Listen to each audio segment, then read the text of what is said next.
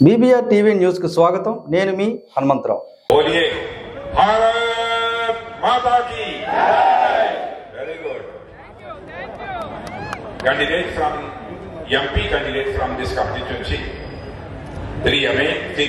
CM Ramesh Garu, and MLA contesting candidate Mr. Shint Kaila Ayanna Patru Garu, and next MLA contesting candidate from Anakapalli Assembly, Janasena candidate, Sri Konatala Ramakrishna Garu, and Sri Bandaru Satyanarayana Murthy.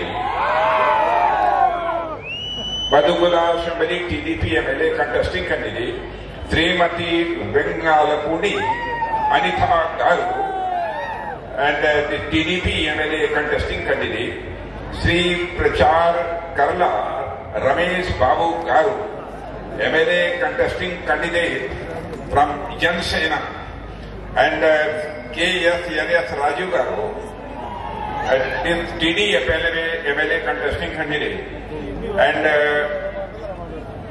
Sri Sundarapu Vijay Kumar Garu, Janasena MLA contesting candidate, Anakapalli District President, Sri Batula Taikaba Babu Garu, Sri Dwarapureddy Parameshwar Rao Garu, Anakapalli District BJP President, Sri Pila Govinda Garu, ex-MLA and TDP Anakapalli Charge, Sri Dadi Veerabhadra Rao Garu, Sri PVN Madhav Garu. Brothers and sisters, unfortunately, I can't deliver my speech in very beautiful language Telugu. Hence, I will deliver my speech Hindi, and that will be translated by Mr. Madhav, State Vice President BJP. Okay? Brothers and sisters, first of all, Andarki Namaskaram. Bhagunara? Bhagu? Wonderful. मेरे बहनों भाइयों, अनकापल्ली में किसी public meeting को address करने के लिए मैं पहली बार आया, और यहां पर जिस प्रकार का उमंग उत्साह लोगों के अंदर मैंने देखा है, मेरा यह विश्वास पक्का हो गया है कि यहाँ के member of parliament candidate mister CM Ramesh और उनके साथ हमारे सारे MLA कैंडिडेट को क्लियर मेजॉरिटी ही नहीं बल्कि वास्ट मेजॉरिटी से जिताने का यहाँ की जनता ने मन बना लिया है, ऐसा मेरा पक्का विश्वास। मैं यहाँ के सारे कंटेस्टिंग MLA कैंडिडेट्स को मैं सुन रहा था, सबने बहुत ही अच्छा बोला है, और मैं कह सकता हूं कि CM रमेश को पार्लियामेंट में बोलते हुए, क्योंकि 12 ईयर तक मेंबर ऑफ पार्लियामेंट राज्यसभा रहे हैं, उस रूप में भी काम करते हुए मैंने CM रमेश को देखा है। मैं इस कंक्लूजन पर पहुंचा हूं कि आपका MP कैंडिडेट केवल फ्लावर नहीं है बल्कि यह फायर है, क्योंकि आपने पुष्पा को भेजा है। मेरे बहनों भाइयों, मोदी जी की लीडरशिप में हमारा देश किस तरीके से आगे बढ़ रहा है, इसे ज्यादा बतलाने की जरूरत नहीं है, आप सबको इसका एहसास होगा। आप सबको मालूम है कि आज के 10 वर्षों पहले हमारे भारत के जब लोग दुनिया के दूसरे देशों में जाते थे, तो भारत की बातों को इंटरनेशनल फोरम पर जिस सीरियसली लिया जाना चाहिए नहीं लिया जाता था, लेकिन भारत का स्टेचर सारी दुनिया में इतना बढ़ गया है कि आज भारत यदि इंटरनेशनल फोरम पर कोई बोलता है तो सारी दुनिया कान खोलकर सुनती है कि भारत बोल क्या रहा है। यह भारत की हैसियत बनी है। అందరికీ నమస్కారం. నేను మొదటిసారి అనకాపల్లి వచ్చాను. నేను అనకాపల్లిలో మీ అందరి హుషారు, మీ అందరి ఉత్సాహం చూస్తే నాకు ఒక విషయం తప్పకుండా అర్థం అవుతుంది. ఇక్కడ పోటీ చేస్తున్న CM రమేష్ గారు అలాగే మిగతా అసెంబ్లీ క్యాండిడేట్స్ అందరూ కూడా అత్యధిక మెజార్టీతో గెలుస్తారు. వాళ్ళు గెలుపు గ్యారెంటీ అయ్యింది. అలాగే సీఎం రమేష్ గారు గత 12 సంవత్సరాల్లో రాజ్యసభలో పనిచేశారు. ఆయన పనితీరు నేను ప్రత్యక్షంగా చూశాను. అనేక విషయాల పట్ల ఆయన మాట్లాడే తీరు చూశాను. అనేక రకాల విషయాల్ని పరిష్కరించిన తీరు చూశాను. ఆయన పుష్పలో డైలాగ్ మనందరికీ తెలుసు. పుష్ప అంటే ఫ్లవర్ కాదు, fire. CM Ramesh guarantee fire, మళ్ళీ ఫ్లవర్ కూడా అని చెప్పి చెప్పడం జరిగింది. అలాగే మనకి అందరికీ తెలుసు నరేంద్ర మోడీ గారు మన ప్రియతమ ప్రధాని, 3వ ప్రధానమంత్రి అవటం ఖచ్చితం. గత 10 సంవత్సరాల్లో మనం గమనిస్తున్నాం. భారతీయులంటే విదేశాల్లో వెళ్తే పెద్ద గుర్తింపు ఉండేది కాదు. ఈ రోజు మీరు ఎక్కడికైనా వెళ్ళండి, ప్రపంచంలో ఎక్కడికైనా వెళ్ళండి, భారతీయులు మాట్లాడుతున్నారు అంటే అందరూ కూడా చెవులు పెట్టుకుని వింటున్నారు భారత్ ఏం చెబుతుంది. ఆ విధంగా ఇవాళ భారతదేశ గౌరవం ప్రతిమ ప్రపంచవ్యాప్తంగా వ్యాప్తి చెందింది. 2014 में जब प्राइम मिनिस्टर मोदी जी की लीडरशिप में हमारी एनडीए की गवर्नमेंट बनी थी, उस समय हमारा भारत इकोनॉमी की साइज के मामले में पूरे वर्ल्ड में 11th पोजीशन पर था. लेकिन विद इन 8 इयर्स हमारे प्राइम मिनिस्टर ने वह करिश्मा कर दिया कि आपको जानकर यह बेहद खुशी होगी कि हमारा भारत इकोनॉमी की साइज के मामले में जो सारी दुनिया में पूरे वर्ल्ड में 11th पोजीशन पर था, वह जंप लेकर आज पूरे वर्ल्ड में 5th पोजीशन पर पहुंच गया है. और वर्ल्ड के सारे इकोनॉमिस्ट, फाइनेंशियल एजेंसी इस बात का दावा कर रही हैं कि फास्टेस्ट ग्रोइंग इकोनॉमी यदि वर्ल्ड की किसी देश की है तो भारत की है मेरे बहनों भाइयों. और उन्होंने कॉन्फिडेंस एक्सप्रेस किया है कि भारत यदि ऐसे ही आगे बढ़ता रहा तो 2027 आते आते भारत इकोनॉमी की साइज के मामले में दुनिया की टॉप 3 कंट्रीज में आकर खड़ा हो जाएगा. 2014లో నరేంద్ర మోడీ గారు ఈ ప్రభుత్వాన్ని నడిపిస్తాం మొదలుపెట్టినప్పుడు ప్రపంచంలో మనది 11వ ఆర్థిక శక్తిగా ఉంది. ఈ యొక్క 8 సంవత్సరాల్లోనే ఆయన చేసిన పనితీరు కారణంగా 11వ స్థానంలో ఉండే భారతదేశం ఇవాళ 5వ స్థానంగా ప్రపంచంలో 5వ అతిపెద్ద ఆర్థిక శక్తిగా ఎదిగింది. ఇది కేవలం ఆయన ఆర్థిక నీతులతో పాటు అనేక రకాల సంస్కరణల కారణంగా ఇవాళ వెళ్ళింది. ప్రపంచ వ్యాప్తంగా ఇవాళ మీకు తెలియజేస్తున్నాను, 2027 కల్లా ప్రపంచంలో 3వ ఆర్థిక శక్తిగా మారడానికి నరేంద్ర మోడీ గారి వల్లే సాధ్యమవుతుందని మీకు తెలియజేస్తున్నాను. मेरे बहनों भाइयों, आप सब बहुत ही सौभाग्यशाली हैं कि आंध्र प्रदेश में पार्लियामेंट का इलेक्शन और असेंबली का इलेक्शन दोनों साथ हो रहे हैं. स्वाभाविक है कि जब पार्लियामेंट के इलेक्शन और असेंबली के इलेक्शन साथ होंगे तो टाइम भी बचेगा, रिसोर्स भी बचेगा और डेवलपमेंट को भी एक पुश मिलेगा. इसके लिए आप सब सौभाग्यशाली हैं कि दोनों इलेक्शन साथ हो रहा है. इसलिए मैं आप सबको कांग्रेचुलेट करना चाहता हूं. और हम लोगों ने भी यह फैसला किया है अपने इलेक्शन मैनिफेस्टो में, इसे मेंशन किया है कि हमारी जो सरकार इस समय बनने जा रही है 2014 में, तो हम अगले 5 वर्षों के अंदर ऐसा सिस्टम लागू करेंगे ताकि इस देश में 1 नेशन 1 इलेक्शन होना चाहिए. నా సౌభాగ్యం ఇవాళ ఆంధ్రప్రదేశ్ లో పార్లమెంట్ ఎన్నికలతో పాటు అసెంబ్లీ ఎన్నికలు కూడా జరుగుతున్నాయి. దీని కారణంగా మన యొక్క ప్రభుత్వం యొక్క డబ్బు, సమయం ఆదా అవుతుంది. దాని కారణంగా మనందరికీ కూడా మంచి జరుగుతుంది.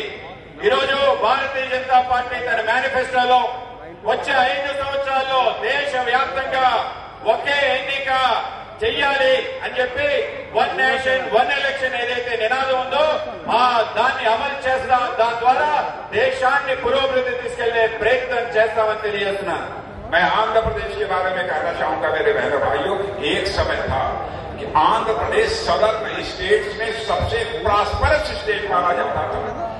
लेकिन वो ISRCP और कांग्रेस की गवर्नमेंट ने इस आंध्र प्रदेश को बर्बाद कर दिया, इस आंध्र प्रदेश को तबाह कर दिया. और आज आंध्र का पब्लिक डेट, आंध्र का का पब्लिक डेट बढ़ा है और साथ ही साथ पर कैपिटा इनकम अन्य राज्यों के तुलना में अन्य राज्यों के कंपेरिजन में कम हुई है, इसके लिए कोई जिम्मेदार है तो YSRCP की यह गवर्नमेंट यहां पर जिम्मेदार है, कांग्रेस की गवर्नमेंट जिम्मेदार। నాకు ఆంధ్రప్రదేశ్ అంటే ఒక విషయం గుర్తొచ్చేది.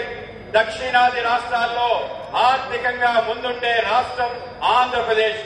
కానీ దురదృష్టం ఇవాళ ఇక్కడ వైఎస్ఆర్ ప్రభుత్వం కారణంగా మీ అందరూ కూడా నట్టేట ముంచే విధంగా ఆర్థికంగా వెనుకబాటు వచ్చే విధంగా వాళ్ళ యొక్క ఆర్థిక నీతి కారణంగా మన పరిస్థితి తయారైంది. కనుక మనం దేశంలోనే స్థూల ఆదాయంలో ముందుండే వాళ్ళం, ఇవాళ స్థూల ఆదాయంలో వెనుకబాటు జరిగింది వైఎస్ఆర్ ప్రభుత్వం కారణంగానే మనం గమనించాలి. प्राइम मिनिस्टर मोदी जी के इस आंध्र प्रदेश के अफेक्शन के बारे में मैं अच्छी तरह जानता हूं और आंध्र प्रदेश का तेजी के साथ डेवलपमेंट होना चाहिए और पहले जैसे प्रॉस्परस आंध्रा था वैसा ही प्रॉस्परस या आंध्रा बने, यह हमारे प्राइम मिनिस्टर की कोशिश है. इसीलिए आपने देखा होगा कि विद इन 3 ईयर 58,000 करोड़ रुपए से अधिक मूल्य की उन्होंने यहां पर 3,000 अब तक की हिस्ट्री में जो रही 3,605 किलोमीटर नेशनल हाईवे के लिए अपनी स्वीकृति दी थी. या तो वह सड़कें बन गई हैं या तो वह सड़कें बन रही हैं.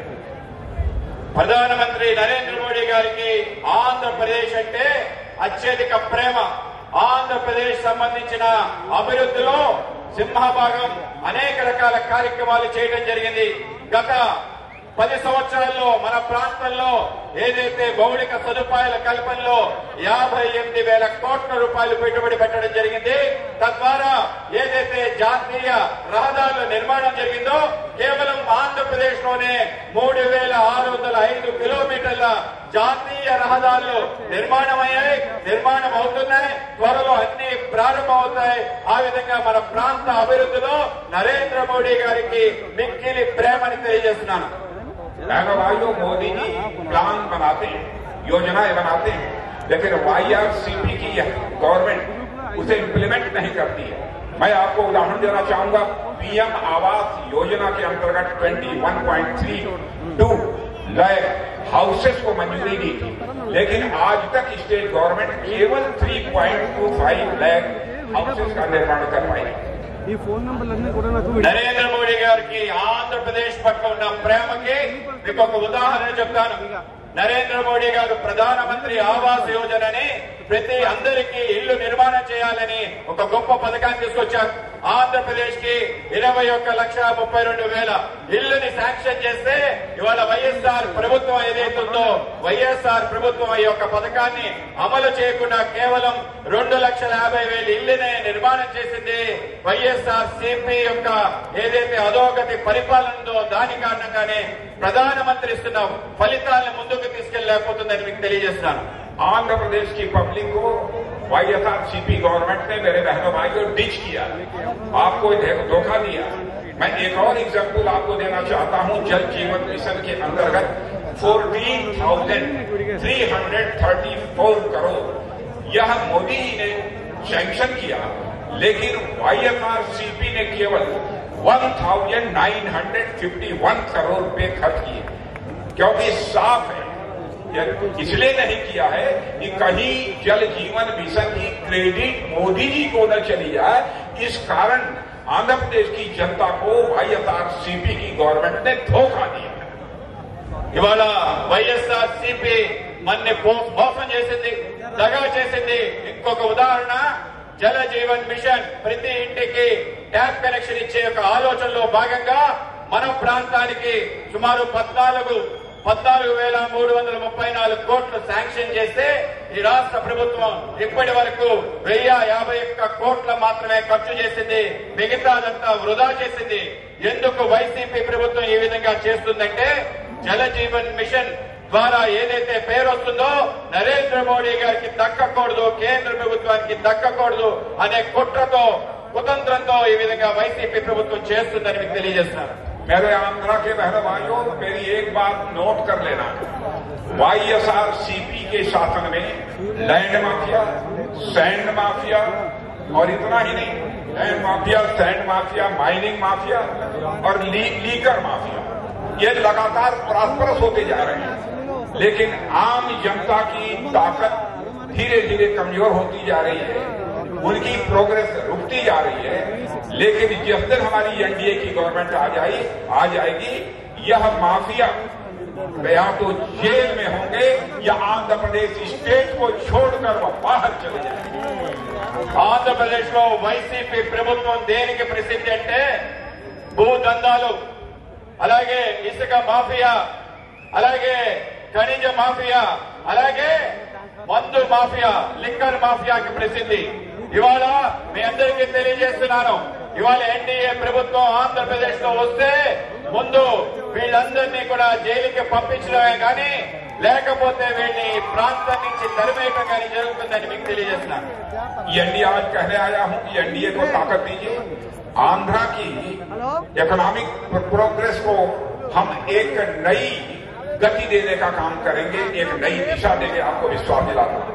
किसानों को, फिशरमैन के लिए मोदी जी ने काफी काम किया है, लेकिन यहां की स्टेट गवर्नमेंट ने जितनी ऑनेस्टी से इंप्लीमेंट किया जाना चाहिए इंप्लीमेंट नहीं किया है. केवल इसी कारण की कहीं मोदी जी को इसकी क्रेडिट न चाहिए. ఎన్డీఏకి మీరందరూ కూడా బలాన్ని చేకూర్చాలి, దానికి పూర్తి మద్దతు ఇవ్వాలని మీ అందరినీ కోరుతున్నాను.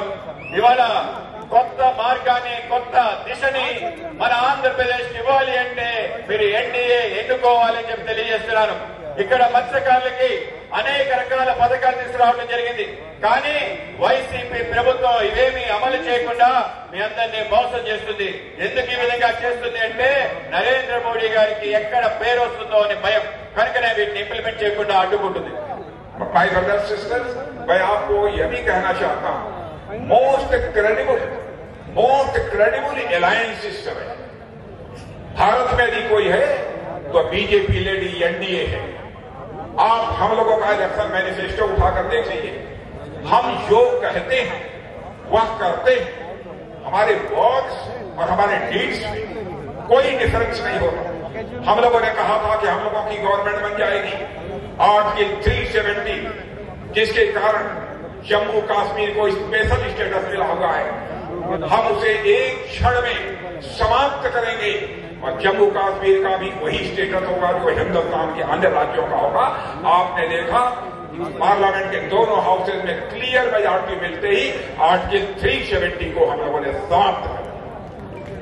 సోదరి సోదరులారా, నమ్మకం అంటే ఎన్డీఏ కూటమిని మనం గమనించాలి. ఏదైతే మేము వాగ్దానం చేస్తామో ఆ వాగ్దానాన్ని పూర్తి స్థాయిలో అమలు చేస్తాం.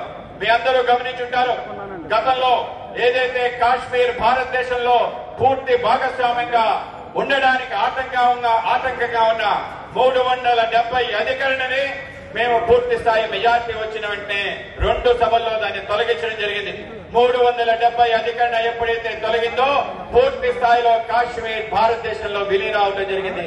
అందరూ ఆ విధంగా మేము ఏదైతే మాట్లాడతామో దాన్ని అమలు చేస్తామని తెలియజేస్తున్నాను.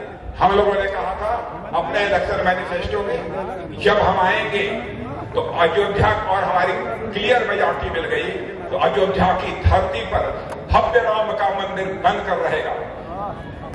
और मैं यह भी बताना चाहता हूं, जब हम लोग आंदोलन करते थे तो लोग यह कहते थे, जब हम कहते थे राम लला हम आएंगे, मंदिर यही बनाएंगे, तो हमारे अपोजिशन के लोग कहते थे तारीख नहीं बताएंगे. लेकिन आपने देखा एक दिन वहां गया, अयोध्या की धरती पर भव्य राम का मंदिर बन गया. मेरे बहनों भाइयों, हमारे प्रधानमंत्री ने सारे हमारे संत महात्माओं की लीडरशिप में, उनकी देख रेख में भगवान राम की प्राण प्रतिष्ठा भी कर दी. మేము చెప్పాం, మాకు పూర్తి మెజార్టీ వస్తే మనందరి ఆరాధ్య దైవం శ్రీరామచంద్రుడు ఎక్కడైతే పుట్టాడో అక్కడ భవ్య రామ మందిరం నిర్మాణం చేస్తామన్నాం. ఇవాళ మన అయోధ్యలో మొన్న మనం చూసాం, భవ్యమైన రామ మందిర నిర్మాణం జరిగింది. దాన్ని పూర్తి స్థాయిలో ప్రాణ ప్రతిష్ఠ చేసి శ్రీరాముని మనం అందరం దర్శించుకున్నాం. ఆ విధంగా ప్రతిపక్షాలు అనేవి మేము ఎప్పుడైతే అధికారంలోకి వస్తాం అక్కడ రాముడిని తీసుకొస్తాం, జబ్ రామలల్లాని తీసుకొస్తామని చెప్పాం.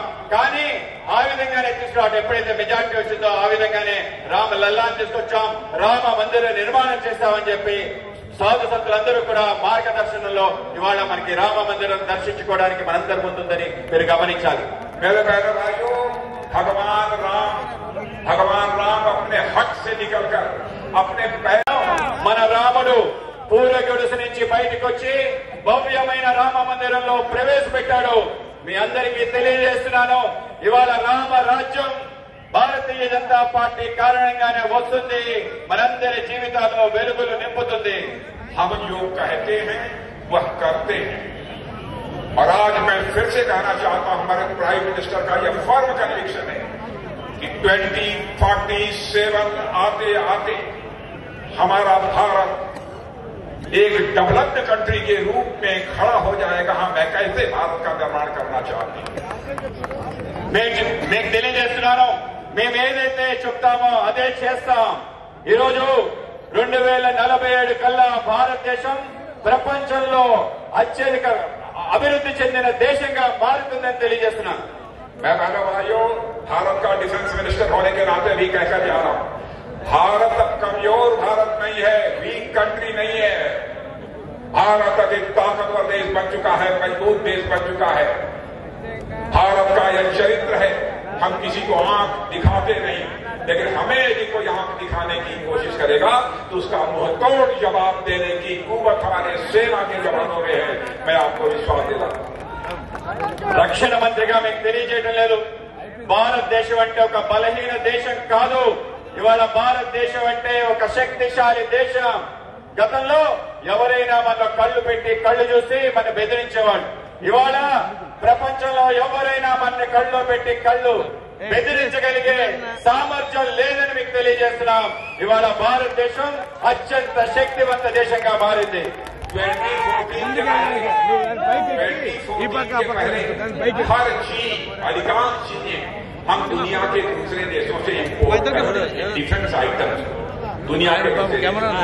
आज आपको मालूम है, आज चाहे तोप गोले बन रहे हैं, भारतवासियों के हाथों से बन रहे हैं और भारत की धरती पर बन रहे मेरे प्यारे भाइयों। और दुनिया के दूसरे देशों को अब हम एक्सपोर्ट कर रहे हैं। अभी मोर देन 21,000 करोड़ का हम लोगों ने एक्सपोर्ट किया है। हमारे डिफेंस की ताकत बढ़ रही है। 2014లో మనం గమనిస్తే ప్రసంగిస్తారు, అనేక రకాల సమస్యలు పరిష్కరిస్తారు. यदि सीएम रमेश को इलेक्ट करके आप पार्लियामेंट में भेजेंगे, बड़ी संसद लोकसभा में जब ये पहुंचेंगे, मैं कॉन्फिडेंस के साथ कह सकता हूं, आपके सीएम रमेश आपकी प्रॉब्लम्स को पार्लियामेंट में वॉइस देने का काम करेंगे और आपकी प्रॉब्लम को रिजॉल्व करने में पूरी कोशिश करेंगे। और मैं भी आपको एश्योर करता हूं, एक सीनियर मिनिस्टर होने के कारण सीएम रमेश की दिल्ली में जो भी मदद करनी होगी, राजनाथ सिंह इनके साथ खड़े रहेंगे, इनकी पूरी मदद करेंगे। इन्हीं शब्दों के साथ आप सभी को धन्यवाद देते हुए अपना निवेदन समाप्त करता हूं। बोलिए भारत माता की जय। సీఎం రమేష్ గారిని ఇక్కడి నుంచి ఎంపీగా పంపిస్తే మీ అందరికీ నమ్మకం కలిగిస్తున్నాను, మీ యొక్క సమస్యల పరిష్కారంలో ముందుంటాడు, మీ గొంతులో గొంతుకవుతాడు. అలాగే ఆయనకి నా పూర్తి మద్దతు కూడా ఇస్తున్నాను. అనేక సమస్యల పరిష్కారంలో నా వంతు సాయం చేస్తానని మీ అందరి